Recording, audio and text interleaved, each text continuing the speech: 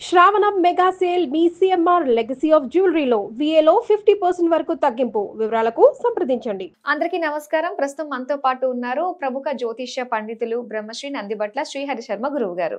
నమస్కారం గురువు గారు. వాగర్థావివ సంపృక్తౌ వాగర్థ ప్రతిపత్తయే జగతః పితరౌ వందే పార్వతీ పరమేశ్వరౌ. ఆదిత్యాయ చ సోమాయ మంగళాయ బుధాయ చ గురు శుక్ర శనిభ్యశ్చ రాహవే కేతవే నమః. శృంగేరి జగద్గురు పీఠాధిపతులకి కంచి పీఠాధిపతులకి నమస్కారములు తెలియజేసుకుంటూ కార్యక్రమాన్ని ప్రారంభిద్దాం. గురుగారు, శ్రావణ మాసంలో ప్రతి రోజుకి ఒక ప్రత్యేకత ఉంటుంది కదండి. మరి అలానే శ్రావణ అమావాస్యనే పోలాల అమావాస్యగా అని కూడా పిలుస్తూ ఉంటారు. ముఖ్యంగా ఈ పోలాల అమావాస్య పూజ వ్రతం లాంటిది చేస్తూ ఉంటారు కదా. అసలు ఏ విధంగా చేస్తారు, ఎవరు చేస్తారు, ఎలాంటి ఫలితాలు ఉంటాయి అన్న విషయాలు తెలుసుకోవాలనుకుంటున్నామండి. తప్పకుండానమ్మా.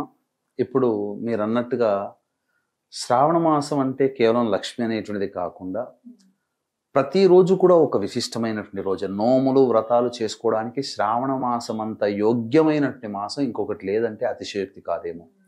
అంటే అన్ని మాసాలు ప్రత్యేకమైనవే, కానీ ప్రత్యేకించి వర్ష ఋతువు శ్రావణ మాసంతోనే ప్రారంభమవుతుంది.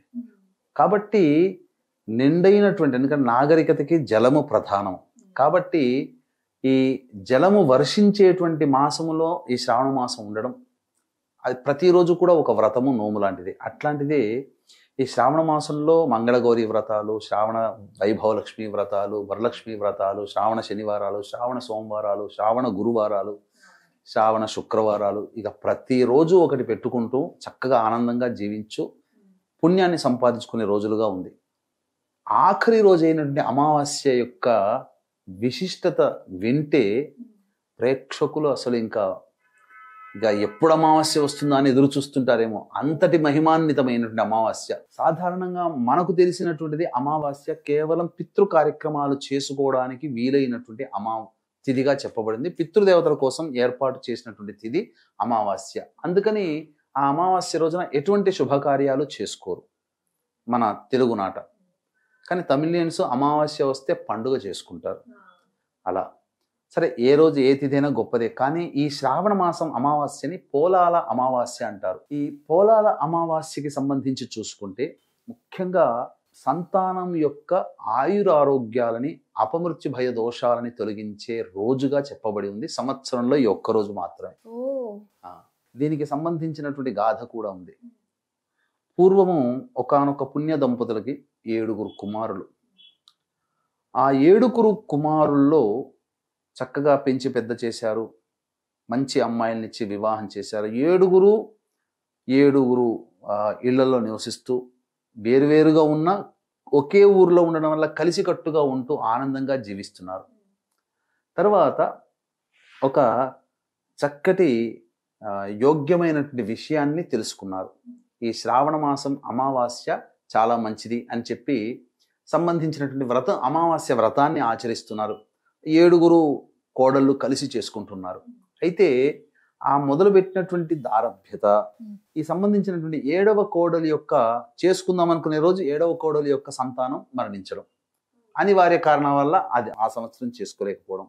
మరుసటి సంవత్సరం కూడా అలాగే 7వ కోడలి బిడ్డ మరణించడం. ఇలా జరుగుతూ జరుగుతూ జరుగుతూ 7 సంవత్సరాలు గడిచిపోయాయి. 7 సార్లు సంతానం నష్టపోయింది.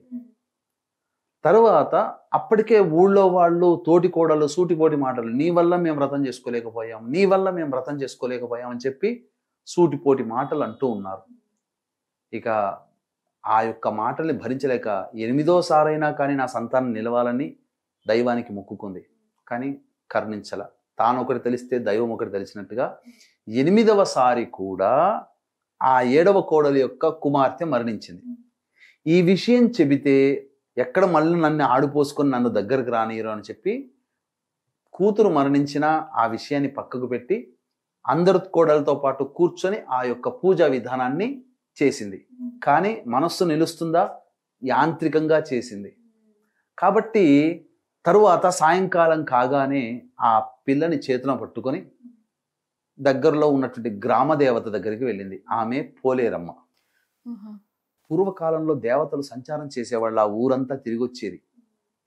కాబట్టి ఆ పోలేరమ్మ ఆ ఊరంతా తిరిగి వచ్చి దేవాలయానికి వెళుతుంటే ఆ దేవాలయం మెట్ల దగ్గర ఆ 7వ కోడలు చేతిలో ఉన్నటువంటి ఆ పసిపాపని పట్టుకొని ఏడుస్తూ వస్తుంది. చూస్తుంటే ఏమైందమ్మా, ఎందుకు ఏడుస్తున్నాం, ఏం బాధ కలిగిందంటే ఇలా ఈ సంబంధించినటువంటి కథనం అంతా చెప్పింది. చెప్పిన తర్వాత ఇదిగో నీకు ఈ యొక్క అమృత అక్షితలు ఇస్తున్నాను, నువ్వు పేరు పెట్టి పిలిచి నీ యొక్క సంతానం పాతి పెట్టిన చోట, ఎందుకంటే చిన్నపిల్లల్ని పాతి పెడతారు, కరణం చేయరు, పాతి పెట్టిన చోట వెళ్ళి నువ్వు అక్షితలు వెయ్యి, పేరు పెట్టి పిలువు, నీకు మళ్ళీ సంతాన యోగం కలుగుతుందనంటే, అంతకు ముందు 7 సంవత్సరాలు కదా, 7 సంవత్సరాల్లో 7 పిల్లలు పోయారు కదా, ఈ అమ్మాయి కూడా పోయింది కదా. అలా పాతి పెట్టినటువంటి చోటకి వెళ్ళి వాళ్ళ పేర్లు పెట్టి అక్షితలు వేయగానే ఆ 7 కుమారులు సంతానం కూడా లేచి వచ్చారు, బ్రతికారు. ఈ 8వ సంతానం కూడా కూతురు కూడా బ్రతికింది. ఈ నోట ఆ నోట ఈ విషయం అంతా ఊరంతా పాకిన తర్వాత అప్పటి నుంచి ఈ శ్రావణ మాస అమావాస్య రోజున విశేషంగా కడుపున పుట్టిన సంతానం యొక్క ఆయురారోగ్యాలు, అపమృత్యు భయ దోషాలు తొలగిపోవడం కోసం ఈ యొక్క అమావాస్య వ్రతాన్ని ఆచరిస్తున్నారు. అయితే ఈ వ్రతాన్ని ఎలా ఆచరించాలంటారు గురుగారు? ఈ యొక్క వ్రతాన్ని ఆచరించే విధానం చాలా సులువైందమ్మా, ఏం పెద్దగా కష్టపడాల్సినటువంటి అవసరం లేదు. అయితే వీక్షించేటువంటి ప్రేక్షకులు గమనించాల్సినటువంటిది, ఈ యొక్క పోలాల అమావాస్య సందర్భంగా మన పీఠం ఆధ్వర్యంలో, ఎందుకంటే శనివారము మరియు అమావాస్య కలిసినటువంటిది, దీన్ని మౌని అమావాస్య అని అంటారు. పైగా మఖా నక్షత్రముతో కూడుకున్నటువంటి అమావాస్య వచ్చింది కాబట్టి ఈ అమావాస్య సందర్భంగా మన పీఠం ఆధ్వర్యంలో సర్వదోష నివారణ పూజలు, హోమాలు అనేటువంటివి ఆ 23వ తారీఖు రోజున జరిపించడం జరుగుతుంది. అవకాశం ఉన్నటువంటి వాళ్ళు విశేషముగా ఈ కార్యక్రమంలో మీ గోత్రనామాలు నమోదు చేసుకోవచ్చు. పిల్లలున్న ప్రతి తల్లిదండ్రులు ఈ కార్యక్రమంలో నమోదు చేసుకోవడం ద్వారా ఆ పిల్లలకి అపమృత్యు భయ దోషాలు తొలగిపోతాయి, అందులో సందేహము లేదు. అతి సామాన్య మానవుడు కూడా పాల్గొనే విధంగా ఈ యొక్క కార్యక్రమ రూపకల్పన చేయడం జరిగింది. కాబట్టి అవకాశం ఉన్నటువంటి వాళ్ళు ఈ 23వ తారీఖు రోజున మన పీఠం ఆధ్వర్యంలో జరిగేటువంటి సర్వదోష నివారణ కార్యక్రమంలో మీరు గోత్రనామాలు నమోదు చేసుకోవచ్చు. వీటి వివరాలు కార్యక్రమ తదనంతరం కాంటాక్ట్ చేసి పూర్తి వివరాలు తెలుసుకోండి. ఇక దీనికి చేయాల్సిందల్లా ఏమీ లేదమ్మా, చక్కగా పసుపు కొమ్ముతో కానీ లేదా పసుపుతో కానీ ముందుగా గణపతి పూజ చేసుకొని అదే పసుపుతో గౌరీ అమ్మవారిని ప్రతిష్ఠించుకొని ఇంట్లో చక్కగా గౌరీ అమ్మవారికి పూజ చేసి తోరములు తయారు చేసుకోవాలి. ఎంతమంది సంతానం ఉంటే అంతమంది తోరములు ఒకటి పోలేరు అమ్మవారికి తయారు చేసుకొని ఆ తోరము పూజ చేసి గౌరీ సహస్రనామము కానీ గౌరీ అష్టోత్తరము కానీ చదివిన తరువాత అప్పుడు ఆ ఒక్క తోరణాన్ని తీసుకొని పోలేరమ్మకి, అంటే గ్రామ పొలివేరులో ఉండే దేవత ప్రతి గ్రామంలో పోలేరమ్మ ఉంటుందమ్మా, కాబట్టి ఆ గ్రామ దేవతకి ఆ తోరమును సమర్పించాలి. తర్వాత ఇంట్లోనే వండినటువంటి దధ్యోజనం లేదా పెరుగన్నము ఆ నైవేద్యముగా ఆ అమ్మవారికి పెట్టి 10 మంది పిల్లలకి కూడా ఆ యొక్క పెరుగన్నాన్ని పంచాలి. ఈ విధంగా ఏ తల్లి అయితే చేస్తుందో ఆ విధంగా ఆ అమ్మవారి సమక్షంలోనే పూజ గౌరీ సహస్రనామం గౌరీ అష్టోత్తరంతో ఆ తోరానికి పూజ చేస్తుంది కదా, ఎంతమంది పిల్లలు ఉంటే అన్ని తోరములు తీసుకోవాలి. ఇంకొకటి అమ్మవారికి పెట్టుకోవాలి. ఆ అమ్మవారికి సమర్పించి ఆ తోరములు అమ్మవారి సమక్షంలోనే పిల్లలకి కట్టి నైవేద్యం పెట్టాలి.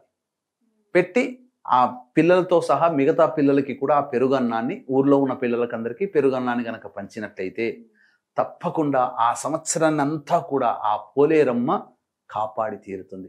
ఇది సాక్షాత్తు అమ్మవారే ఇచ్చినటువంటి వరమమ్మ, ఇంతకన్నా ఇంకేం కావాలి? కాబట్టి పిల్లల్ని కాపాడుకోవాలనే తపన ప్రతి తల్లికి ఉంటుంది, ప్రతి తండ్రికి ఉంటుంది. ఇందులో పెద్దది చేయాల్సింది ఏమి పెద్దగా లేదు, భక్తి, కొద్దిపాటి సమయం వెచ్చించాలి. ఇవి రెండు చేసుకుంటే పిల్లలు నిజంగానండి, అనుభవపూర్వకంగా చెబుతున్నాను, ఖచ్చితంగా మీ పిల్లలకు ఆయుర ఆరోగ్యాలు కలుగుతాయి. ముఖ్యంగా ఈ శ్రావణ మాసం అమావాస్య నుంచి వచ్చే సంవత్సరం శ్రావణ మాసం అమావాస్య వరకు కూడా కలిగే అపమృత్యు భయదోషాలు, రోగాల నుంచి ఆ పోలేరమ్మవారు మీ పిల్లల్ని రక్షిస్తుంది, కాపాడుతుంది అని చెప్పడంలో ఏమాత్రం సందేహం లేదు.